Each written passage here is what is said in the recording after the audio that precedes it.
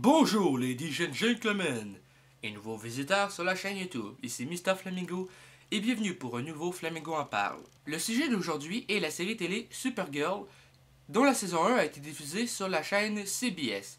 Eh bien, il s'avère que la série a été renouvelée pour une saison 2 mais qui sera sur le canal de CW, qui est la chaîne qui diffuse Arrow, Legend of Tomorrow et The Flash, si je ne me trompe pas. Donc, d'un côté, euh, c'est bon signe. La série va avoir une saison 2. Bien que je n'ai pas vu la saison 1, euh, je vais me la procurer en DVD ou Blu-ray dès qu'elle va être disponible, ce qui devrait être le cas. Euh, Même si ça devrait être seulement en anglais sous-titré en français, parce qu'au Québec, c'est difficile d'avoir des séries télé en français. Par exemple, je fais une petite parenthèse, la série Gotham, dont j'ai la saison 1, est disponible seulement en anglais sous-titré en français. Et c'est la même chose pour The Flash en DVD. Arrow, par exemple, est en anglais sous-titré en français en version DVD, mais à la langue française sur les Blu-ray.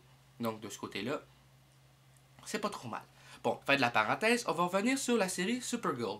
La série a été officiellement renouvelée pour une saison 2 qui sera diffusée sur The CW. Et je pense que c'est une très bonne chose parce que de ce que j'ai pu lire, les critiques de la série sont quand même assez bonnes.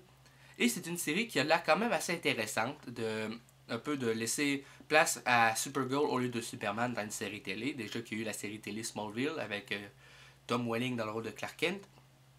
Donc je pense que c'est quelque chose d'assez original comme série télé, même si je répète, je ne l'ai pas encore vu. Euh, et j'ai hâte de voir la saison 2, ce que ça va pouvoir donner une fois que j'aurai vu la saison 1, bien entendu. Donc, un changement de chaîne, est-ce que c'est bon signe ou est-ce que c'est mauvais signe?